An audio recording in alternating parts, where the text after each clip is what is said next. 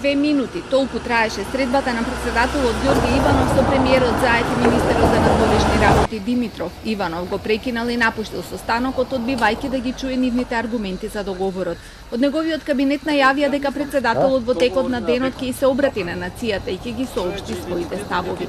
Владиниот кабинет пак испрати соопштение во кое велат дека премиерот и министерот имале конструктивен обид за презентација и за дискусија на содржината на договорот, но председателот одбива. Граѓаните конечно добија шанса да испишат ново поглавје во историјата на нашата земја и никој нема право да ги спречува да ја донесат вистинската одлука за македонската иднина.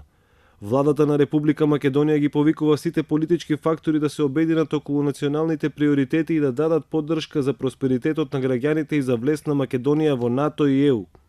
Никој нема право да ја попречува македонската иднина.